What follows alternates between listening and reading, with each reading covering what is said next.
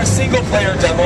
Now just in a few seconds we're going to hop into a multiplayer demonstration. For the first time in the franchise's history, we have a multiplayer campaign, which we are already in. We have six recruits behind the wall playing each other, and now playing Patrick, our top best assassin recruit in the world. If you can beat him, get first place, you will win a t-shirt. So after this, we're going to head on over there, play Assassin's Creed Brotherhood. Alright, so in this game, we are playing Wanted mode. In Wanted mode, you are both the predator and the prey. As the predator, you have a target you have to kill. You will see your target in the top right corner. As the prey, someone is trying to kill you. You are someone's target. So how do you find your target? You look at the HUD, the radar. We just made a kill.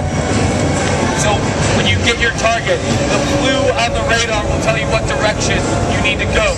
As you get closer, it'll fill up. Ah! See? You are also someone else's target. So while you're trying to kill someone, gotta watch your back because someone is trying to kill you. So again, once this becomes blue, that means you are in reach to kill your target.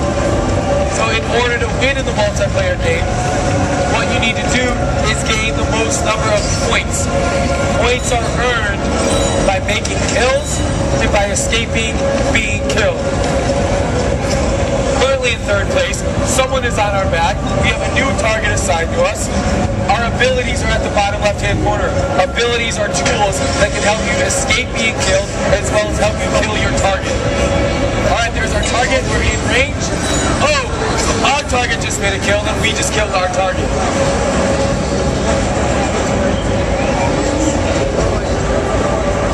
Now what you'll notice in this multiplayer game is there's a sense of freedom. Freedom is very important to the Assassin's Creed franchise. Freedom in the sense of you can scale the walls, climb to the top, go through the walls. Because these are chase breaks.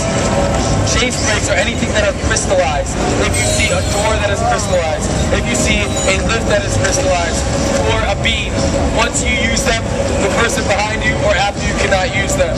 So it'll help you escape your opponent.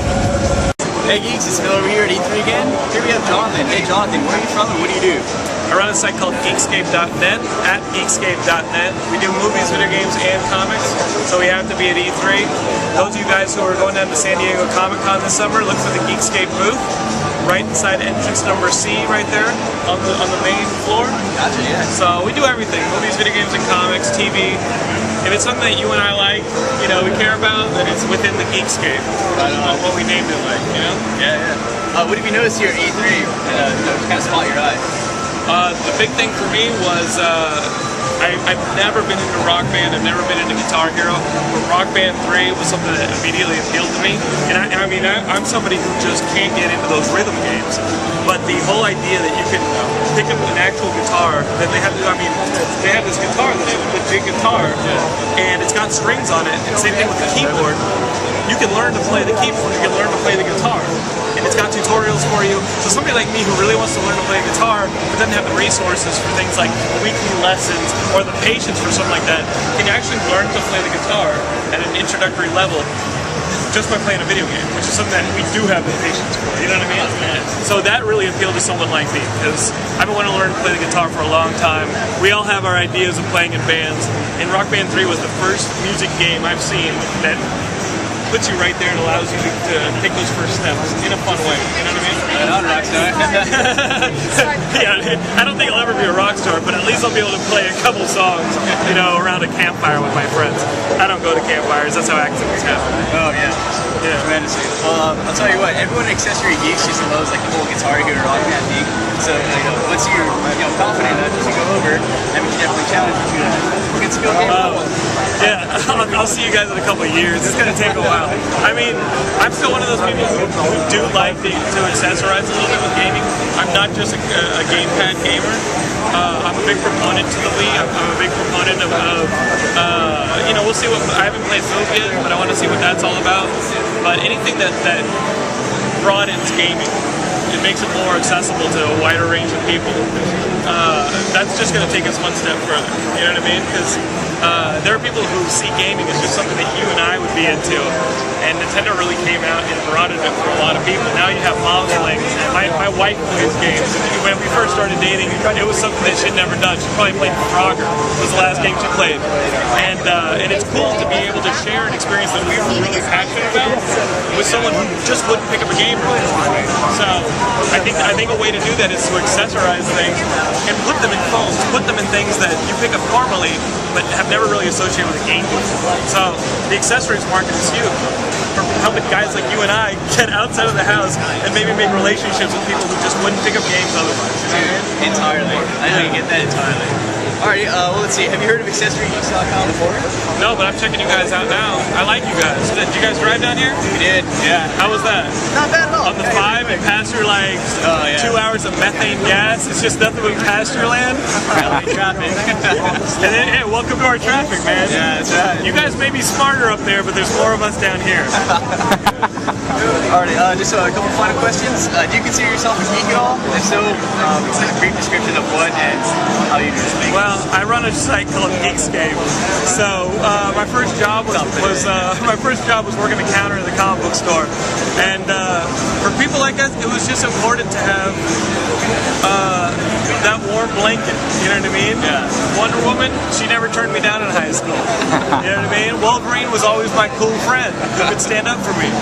And movies and video games, comic books were always things that no matter what happened outside in the real world, you always had that place where you could just be yourself and your mind could go places. And that's what I geek out about, is the storytelling. You know what I mean? So I'm excited to see, we're in line for the new Wii Zelda. We've been playing that since the first Zelda games, you know what I mean? So we're excited to see how our friends have grown up with us. You know what I mean? So yeah, that's the kind of, I mean, I'm a filmmaker myself, so that's the kind of geek I am. I'm somebody who geeks out about story and character. And that's what we care about when we review things, you know? Well said, very well said. Just to finalize everything, for all the viewers and geeks out there, potential geeks out there, any words of confidence out there for them? Yeah, I mean, we're all passionate about something. You can geek out about clothing, you can geek out about music, you can geek out about technology, or you can geek out about sports. But it's about admitting to yourself that you're passionate about something and owning it. You know what I mean? And the second you own something and then celebrate it to the rest of the world and try and share it with other people, that social exchange is what's geek. Those people in high school that everybody called geeks like myself, I'm not going to speak for you or you, but we are. all we were trying to do was share our passion with other people. If that's geeking out, then we're all geeks. Because I know a bunch of people who wouldn't call themselves geek, but they still play fantasy sports and get together to watch football games every weekend, you know what I mean? Those people are sports geeks. So, just be honest with yourself, own the title, and that's kind of what the Geekscape's about, you know what I mean? This is your life, live it. That's right. You know? That's absolutely right. That was really deep, man. That was so deep. It's like we got right into the Jonathan and got him out there, you know? Alright, there's no denying. What am I going to do, hide it? Yeah. That's how I spent grade school. well, he's pretty much like the owner of the company now. And there you have it, geeks rule the world. Alrighty, geeks. Me and Jonathan are out. We're just gonna go play some Zelda. And we'll see you guys at Comic Con. You guys coming down to Comic Con in San Diego? So. Come on down, hang out at the Geekscape, man. Alright, definitely. It's fun. Jonathan, See you guys soon. Pleasure.